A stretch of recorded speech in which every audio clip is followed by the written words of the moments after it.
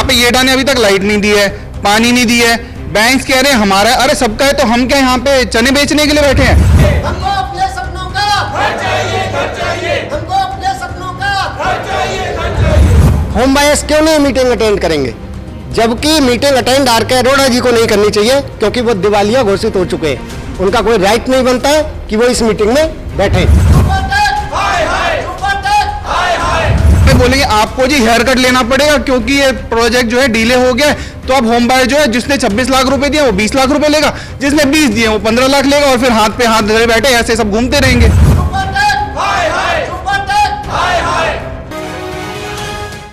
मसालों के डब्बों में चलो कुछ पैसे जुड़वाते हैं, आइए अपना घर बनाते हैं। वो ख्वाबों का घर जिसको बनाने के लिए इंसान जिंदगी भर की कमाई लगा देता है, वो सपनों का घर जिसको बनाने के लिए मसालों के डब्बों में घर की लेडीज छोटे छोटे करके पैसे जोड़ा करती हैं, और वो ख्वाबों का घर जिसमें बचपन में हमारे बच्चे घुटनों चलते हैं, यादें और न जाने क्या क्या वहां से जुड़ा होता है। लेकिन जब उस घर के लिए सब कुछ कुर्बान करने के बाद में भी आखिर हाथ खाली और झोली खाली मिले और नाउम्मीदी का दामन थामना पड़े, तो फिर क्या बीतती होगी दिल पे। ऐसी ही एक सोसाइटी कहूं, विला कहूं या फिर क्या कहूं, सुपरटेक गोल्फ कंट्री के नाम से ये प्रोजेक्ट है जहां पर मैं खड़ा हुआ हूं, और यहां पर कुछ लोगों की ऐसी ही समस्या दिक्कतें हैं। फोन लगाओ घंटी बजाओ तहत प्रोग्राम चल रहा है, उसके तहत एक फोन आया, और फोन जब मैंने उठाया तो पता लगा कि यहां पर भी वही कहानी है कि ख्वाबों का घर भी न मिला, पैसा भी गया, जुड़े हुआ पैसा सब बर्बाद हो गया, और आज तक हाथ खाली और सड़क पर टहलने को मजबूर लोग। क्या मामला है, क्या कुछ इनके साथ में बीत रही है? बिल्डर की गलती है, प्राधिकरण जिम्मेदार है, या फिर कोई और जिम्मेदार है?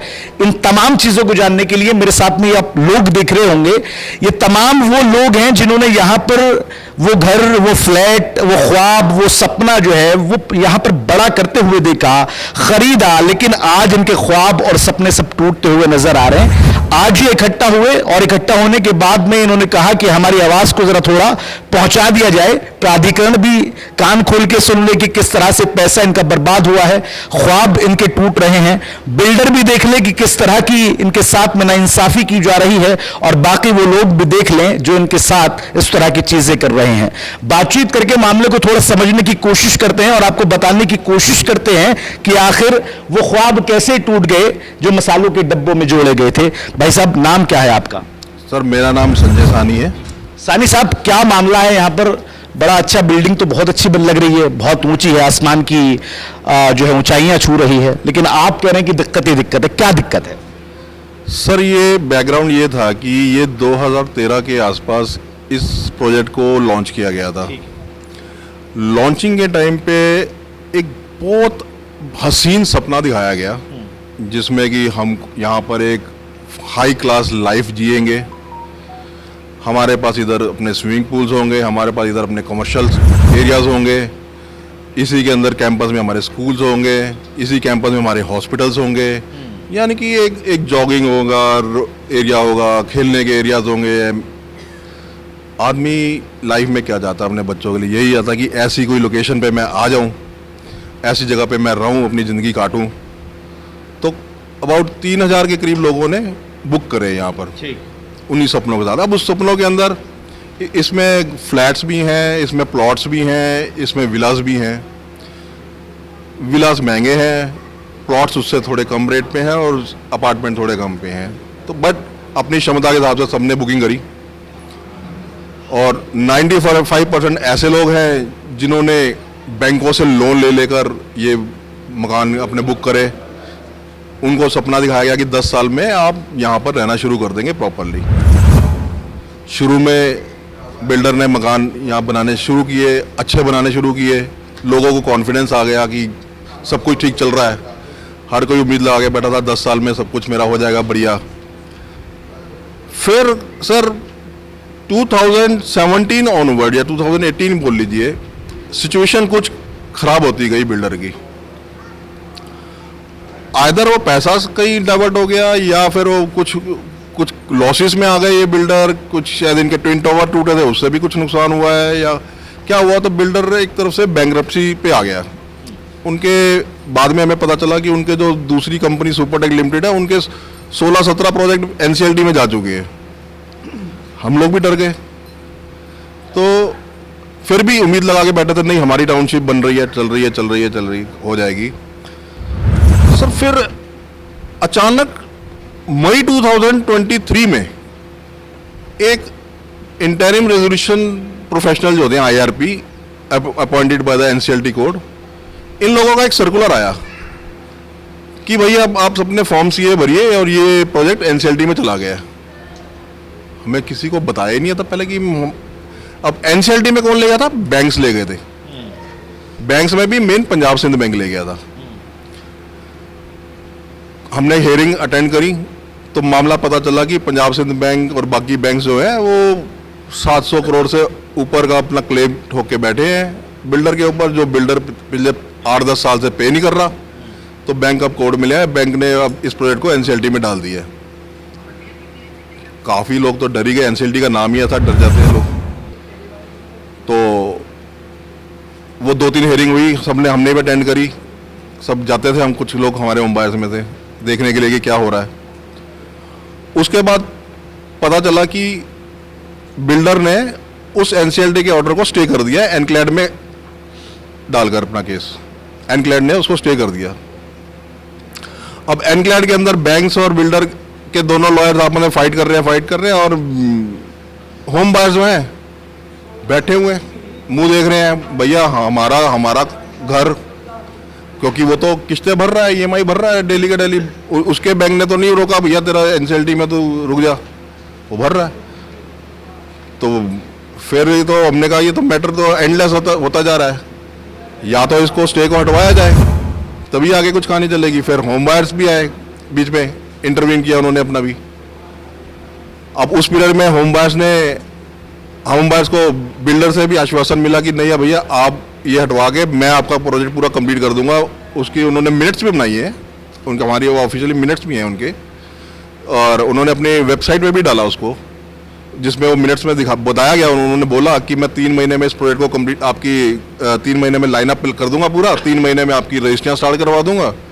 बाकी जो प्रोजेक्ट है वो 3 साल का एक शेड्यूल बना दिया कि 3 साल में मैं पूरा शेड्यूल से ये पूरा प्रोजेक्ट कंप्लीट कर दूंगा, और ये नए मेरे कोड डेवलपर्स आएंगे और उसको पैसा डालेंगे इसमें और ये कंप्लीट करेंगे। होम बायर्स बेचारे क्या करते, होम बायर्स ने चांस दिया, ठीक है करिए आप, एग्री किए। हमने राइटिंग में उनसे मिनट्स भी लिए, उन्होंने अपनी वेबसाइट्स पे भी डाल दी मिनट्स। बट अब वो करने की नीयत होनी चाहिए सर, साफ बताएं। एक्शन कुछ नहीं लिया, उसको उन्होंने प्रपोजल को कोर्ट तक भी नहीं लेकर गए, कोर्ट में लेकर भी गए तो बैंक्स ने उसको रिफ्यूज कर दिया। तो फिर होम बायर्स ने बोला भैया आप जो ये नया रेजोल्यूशन टाइप बना रहे हैं इसके अंदर होम बायर्स को भी डालो, दे शुड ऑल्सो हैव, वो उनका पैसा तो उन्हीं का लगा हुआ है, उनको भी स्टेक होल्डर बनाओ। जो बिल्डर एग्री किया ठीक है मैं COC बनाता हूँ और एक एनसीएलटी के अंडर में ये प्रोजेक्ट कंप्लीट करेंगे और होम बायर भी उसमें अपना स्टेक रखेंगे। Everything was good. वो रेजोल्यूशन भी बिल्डर बैंक से अप्रूव नहीं करवा पाया, बैंक ने फिर रिफ्यूज कर दिया। अल्टीमेटली बैंक्स का कहना ये था कि मेरे को मेरा पैसा चाहिए, तो जो मर्जी रेजोल्यूशन करता रहा। जो होम बायर की तो खैर बैंक की नज़र में कोई वैल्यू ही नहीं है, मेन हमारे इसमें कल्प्रिट बैंक्स ही हैं बेसिकली। तो वो कैंसिल हो गया। फिर हम इस पीरियड में बिल्डर जो है एनक्लेड में केस हार गया और ये वापस CRP में एनसीएलटी में चला गया केस। अब एनसीएलटी में चला गया तो ये वापस इसमें इसके ऊपर IRP बैठ गया इस प्रोजेक्ट के ऊपर। अब IRP साहब जो बैठे हैं, IRP है वो क्लेम्स इकट्ठा कर रहे हैं, तो IRP साहब ने एक COC ऑर्गेनाइज कर दिया यहाँ पे, as per their law, as per their IBBL law, एक COC गठन कर दी जिसमें मेजर स्टेक होल्डर जो हैं, जो जिनका पैसा लगा हुआ है, वो है बैंक्स एंड वो हैं होम बायर्स। ये दो ऐसी पार्टीज है जिनका डायरेक्ट मनी लगा हुआ है। देन इनके पास वोटिंग राइट्स है इस COC पे एज पर जो ये गठन हुई है। देन इसमें एक COC के पार्ट हैं बिल्डर्स, सुपरटेक टाउनशिप के जो सस्पेंडेड डायरेक्टर्स हैं, बट उनके पास वोटिंग राइट्स नहीं है, they can only answer and but vote नहीं कर सकते वो।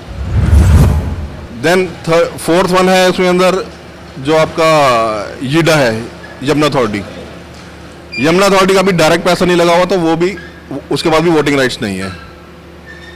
और एक एनसीडीएल करके स्टॉक एक्सचेंज है, वो उनका भी थोड़ा सा शेयर है, बट वो उनके पास भी वोटिंग राइट्स नहीं है। तो अब लड़ाई रह गई वोटिंग राइट्स की सिर्फ बैंक्स और होम बायर्स के बीच में। होम बायर्स बेचारा स्कैटर्ड है अभी। बिल्डर बोलता है 3,000 से ऊपर मैंने बुक कर रखा है यहाँ पर। अब कोई इंडिया में रह रहा है, कोई इंडिया से बाहर रह रहा है, कोई दिल्ली रह रहा है, कोई हिंदुस्तान में कहीं किसी की जगह पे रह रहा है। 13-14 साल इस प्रोजेक्ट में उसमें बुकिंग डाले हुए हैं। एक तरफ से वो पता नहीं उसको याद भी है नहीं याद है, उसको नहीं मालूम यहाँ क्या हो रहा है। तो जो थोड़े बहुत जिनको मालूम था वो 624 होम बायर्स से जिन्होंने अपना क्लेम फॉर्म सीए से आईआरपी को सबमिट करा। अब वो क्लेम क्या है सर? वो क्लेम बेसिकली वही है कि you have to prove that is this is your property and this much money I have paid on this. वो हमको एनसीएलटी का जो अपॉइंटेड आईआरपी है उसको प्रूव करना पड़ता है। तो वो 624 ही प्रूफ हुए डले क्लेम। और ये सब फिगर जब सीओसी पहली हुई तो उस टाइम पे पता चली कि 624 क्लेम हुए हैं। अब वो 624 के क्लेम्स के हिसाब से जो आईआरपी के सामने वोटिंग शेयर्स बने, वो बैंक्स का कंसोर्टियम 62% शेयरिंग आ गया वोटिंग शेयर, और होम बायर्स का 38% आ गया वोटिंग शेयर। यहाँ तक भी हम चलो सबको ओके था कि चलो अभी डाल रहे हैं लोग, अभी क्लेम्स किसी को नहीं मालूम है, धीरे धीरे जाल डाल रहे हैं, तो वो इन द मीन टाइम बढ़ता रहेगा। पर ये बैंक्स ने और स्पेशली पंजाब सिंध बैंक ने ऐसा हमारे को तमाचा मारा after this COC. They have written first the letters to IRP and copying to everybody including the RERA। अब RERA का क्या मतलब है इसलिए मैं बस उसको भी कर दिया कि भैया IRP ने जो होम बायर्स ने जो फॉर्म्स ये भरे हैं वो तो IRP ने अभी वेरीफाई नहीं करे। IRP ने वेरीफाई नहीं करे तो हम तो मानते ही नहीं है क्लेम्स, हमारी नज़र में जीरो है। तो होम बायर्स का स्टेक को, वोटिंग राइट्स को जीरो करो and they are not allowed for the COC. मतलब ये पैसा हम लोगों का जीवन भर की कमाई है हम लोगों की, और बैंक ने हमको एक सेकंड में धक्का मार के बाहर कर दिया। हम बैंक की मर्जी पे रहेंगे कि वो कैसा चलाना चाहते हैं इस प्रोजेक्ट को। वो क्या करना चाहते हैं, उनको तो अपना पैसा चाहिए। वो तो क्या ये बेच दो सब कुछ, मेरा पैसा दो। तो जो यहाँ बेचारे सब बैठे हुए हैं, इन्होंने सब कह दो लगे हुए पैसे। तो सर बेसिकली लड़ाई जो है वो बैंक और बिल्डर के बीच में है आज। हाँ, पहले बिल्डर के साथ थी कि घर नहीं दे पा रहा, तो बिल्डर एक लाइनअप पे आया पहले कि ठीक है मैं करके देता हूँ, एंड वो होम बायर ने सपोर्ट भी किया उस टाइम पे। बट उसके बाद जब बिल्डर नहीं कुछ कर पाया तो फिर होम बायर ने अगेंस्ट बिल्डर करके उसको हटवा भी दिया कि भाई तुमसे नहीं होता तो let NCLT complete this project. वो किया, एनसीएलटी करने को तैयार है।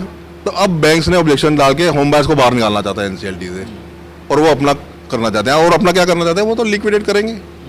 उनका तो काम ही वही लिक्विडेट कर दो और मेरा पैसा लो और मैं निकलूं, बाकी जिसकी प्रॉपर्टी जो जाती है जाए, उसको उनको क्या लेना देना। And this is the wrong thing. और ये खासकर पीछे सर सुप्रीम कोर्ट में भी ऑब्जर्वेशन आई थी कि बैंक्स एंड बिल्डर्स का जो नेक्सस डेवलप हो रहा है, this is wrong, this is going something very against the home buyers. ये ऐसे ही कुछ लग रहा है। They want builder to be part of COC but they don't want home buyers to be part of COC.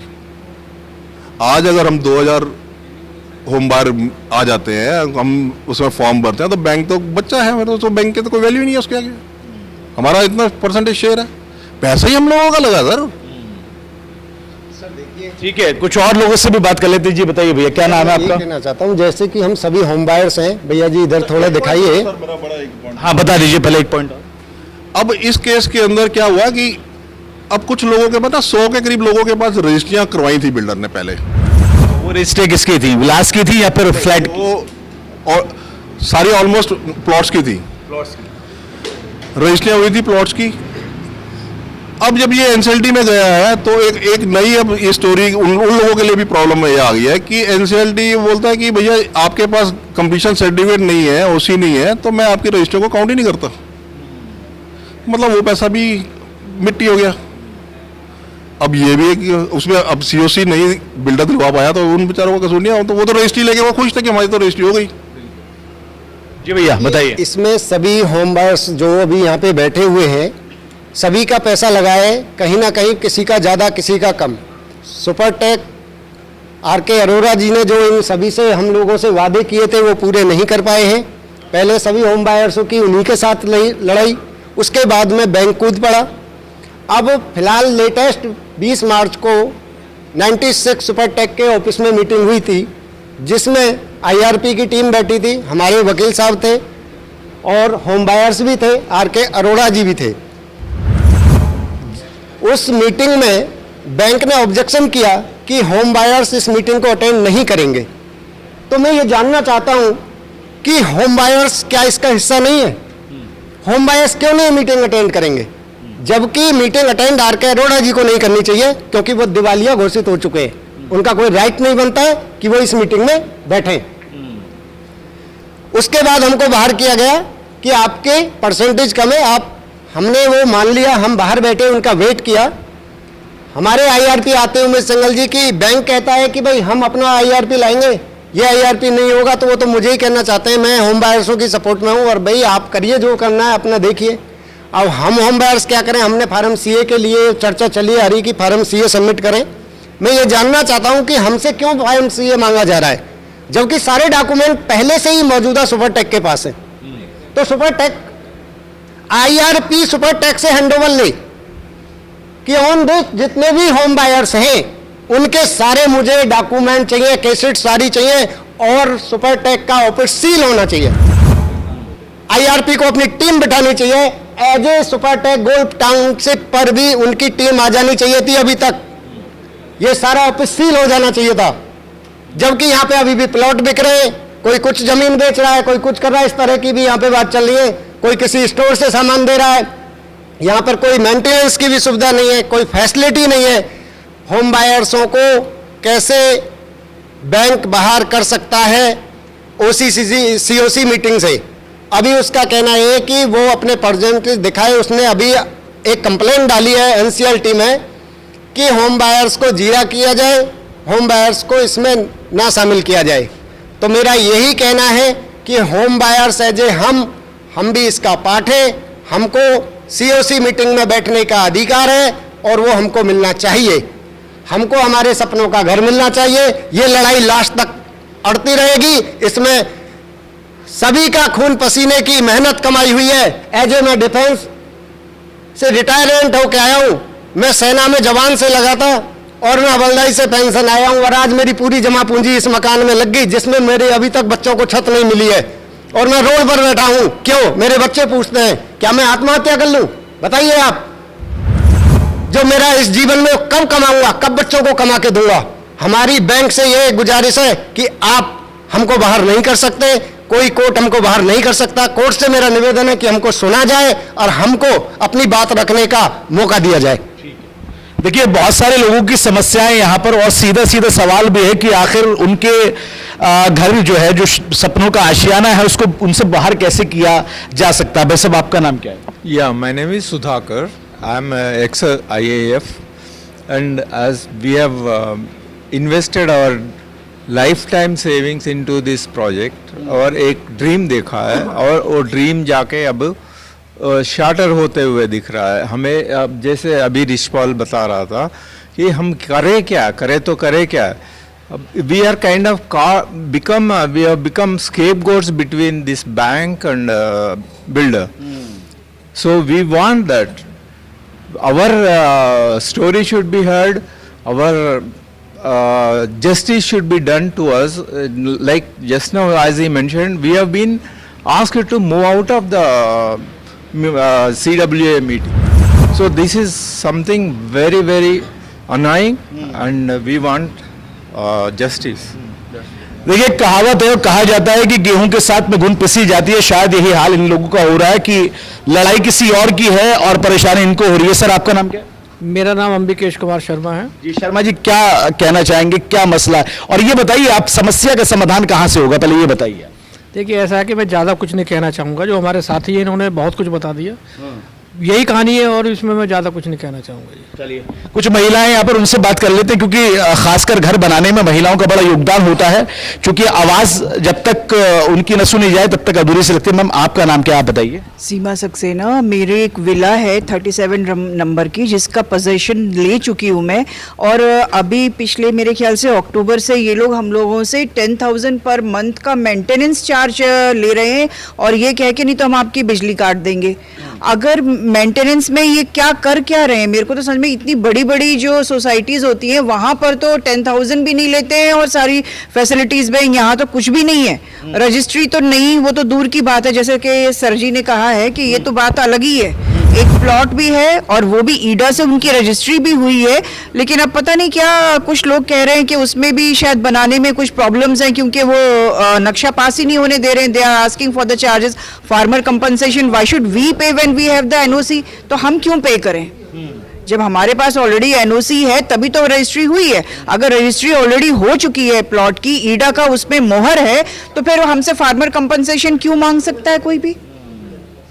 ठीक है, देखिए, ये भी एक अलग समस्या है कि पोजीशन मिलने के बाद में भी इनको मेंटेनेंस के नाम पे कुछ पैसे देने पड़ रहे हैं, और उनको जो है, हाँ, 10,000 per month, which is a very, 10,000 रुपए ये बोल रही हैं। आपका नाम क्या ma'am? I am Aparajita Menon, and हमने भी अपनी सारी मतलब लाइफ सेविंग्स इसमें डाल दिया है, and it's the same story that everybody else is saying. We are also anguished, we are waiting for a solution, और जितना भी हम कोशिश करें कोई सोल्यूशन हो ही नहीं रहा है। So it's very, we are all in despair.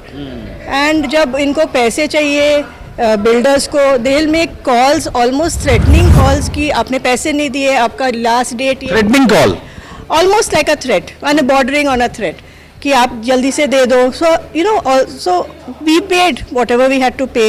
Then we had to take a big loan.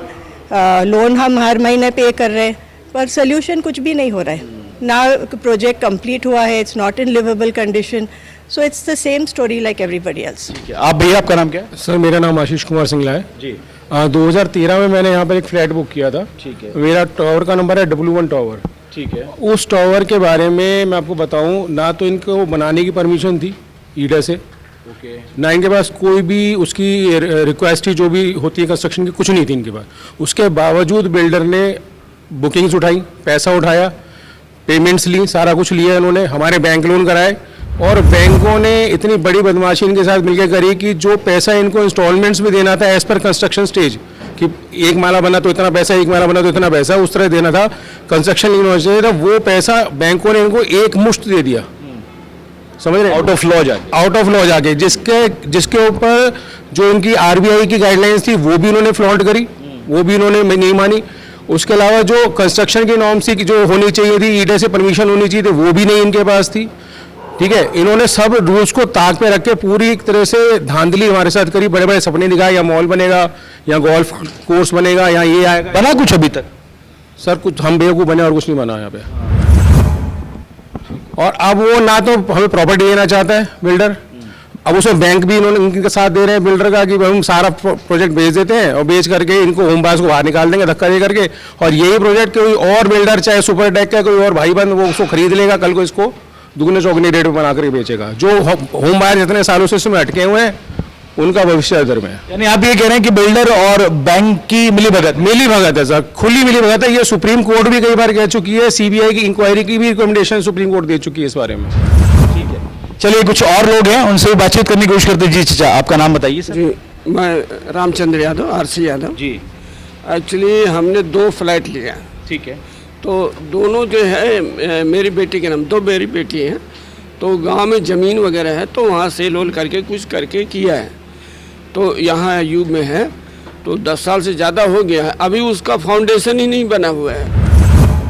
तो अभी ये है कि इधर उधर से हमने लोन लिया है, जो फ्रेंड वगैरह से लिया है, क्योंकि बैंक हमको लोन देने के लिए तैयार नहीं था. तो अभी वो लोग बहुत सारा चार्ज कर रहे हैं, और बच्चे छोटा छोटा नौकरी कर रहे हैं, तो उनको किराया भी देना पड़ रहा है. और इसका हम लोगों के फैमिली के ऊपर इतना प्रेशर है कि मुझे कुछ कह नहीं सकते, कौन क्या कर लेगा.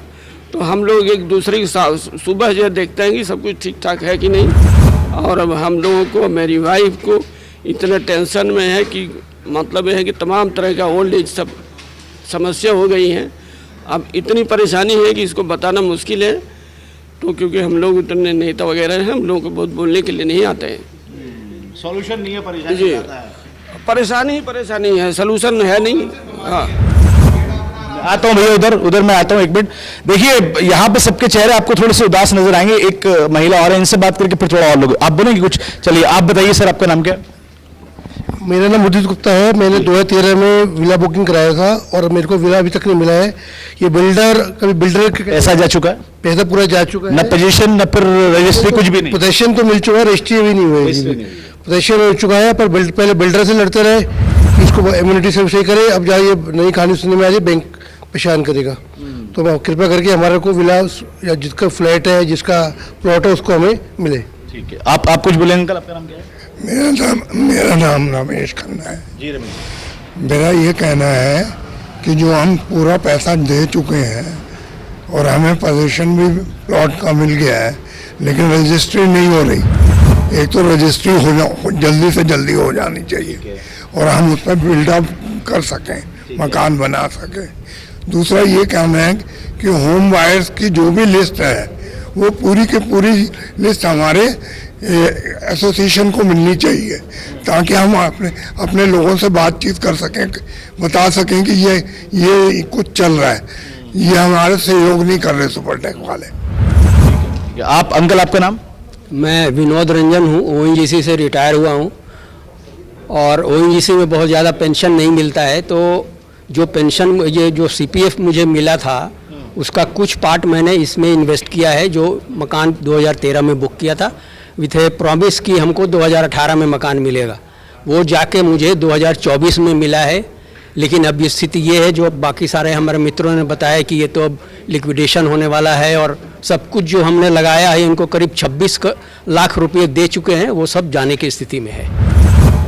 कुछ और लोगों से बातचीत करते हैं। मैम आपका? ठीक है जी, आप कुछ बोलना चाह रहे हैं सर? एक आखिरी सवाल कर लेते हैं सर से, क्योंकि ज्यादातर लोगों ने बोल दिया। भैया आप कुछ बोलना चाह रहे हैं, बताइए। यार मेरा एक सवाल है। अपना नाम बताइए। हिमांशु जी। चलिए, जब बैंक वाले पैसे दे रहे थे यहाँ पे, तब सब सो रहे थे। अप्रूवल जो है अथॉरिटीज ने दी, तब सब सो रहे थे। अब जब होम बायर्स क्वेश्चन कर रहे हैं, तब सब जाग गए हैं। ठीक है, मेंटेनेंस हम हर महीने भर रहे हैं। वाईजी एस्टेट अपनी बहन जो है इनकी सुपरटेक वालों की, वाईजी एस्टेट, वो आप देखो यहाँ पे आपको सिक्योरिटी और इसके अलावा यहाँ पे लाइट भी जाती है। कहाँ गए मैनन जी? ये लाइट यहाँ पे 24 घंटे में से 2 घंटे रहती है, 22 घंटे लाइट नहीं रहती है। लाइट के पैसे लेते हैं 1800-1900 रुपए। ठीक है, यहाँ पे येडा ने अभी तक लाइट नहीं दी है, पानी नहीं दी है। बैंक्स कह रहे हैं हमारा, अरे सबका है तो हम क्या यहाँ पे चने बेचने के लिए बैठे हैं? सुपरटेक जो है हर बार जाके एक किसी कोर्ट में जाता है, कोर्ट कहती है हाँ सुपरटेक सही है, स्टे दे दो, स्टे दे दो। स्टे आइसक्रीम हो गई आज की डेट में। और होम बायर जो है 10 साल से, आप देख लो ना यहाँ पे। अब यही होगा, मैं आपको बता रहा हूं, कोई कोर्ट हमारा सपोर्ट नहीं करेगी। कोर्ट बोलेगी जी लिक्विडेट कर दो। लिक्विडेट को इसी जमीन को जो हमें किसी को 26 लाख में, किसी को 50 लाख में, किसी को 48 लाख में, वो डबल होके जाएगा। हमें बोलेंगे आपको जी हेयर कट लेना पड़ेगा क्योंकि ये प्रोजेक्ट जो है डिले हो गया है। तो अब होम बायर जो है जिसने 26 लाख रुपए दिए वो 20 लाख रुपए लेगा, जिसने 20 दिए वो 15 लाख लेगा, और फिर हाथ पे हाथ धरे बैठे ऐसे सब घूमते रहेंगे। कौन सपोर्ट करेगा? कोई सपोर्ट करे? कोई नहीं सपोर्ट कर रहा है। और जब अप्रूवल देने पे थे, सब ने, किसी ने 1000 रुपए लिए, किसी ने 20,000 रुपए लिए, ले लेकर धड़ल ले साइन करके। क्यों नहीं तब पूछा कि सुपरटेक आपके पास पैसे हैं? नहीं, तब किसी ने नहीं पूछा। अब सब आ गए हैं लेने के लिए।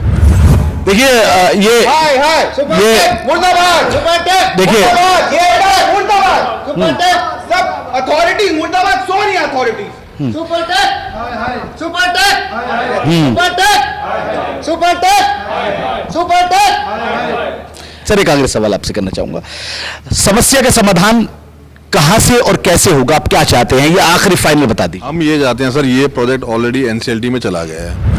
एनसीएलटी में अब ये प्रोजेक्ट कंप्लीट होगा सीओसी से।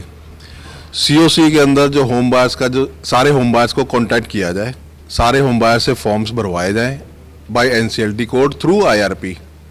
आईआरपी के पास या एनसीएलटी के पास सारी डिटेल्स होंगी, वो उनको कांटेक्ट करें, उनसे फॉर्म लें और फिर एक डिराइव करें कि एक्चुअल में होम बायर्स का कितना पैसा लगा हुआ है यहाँ।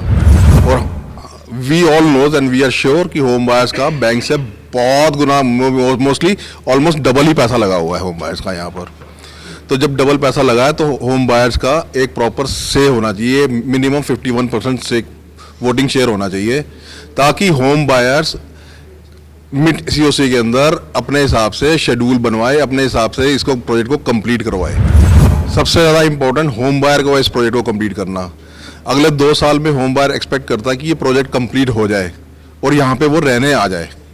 हमारा यही है बस निवेदन सबसे।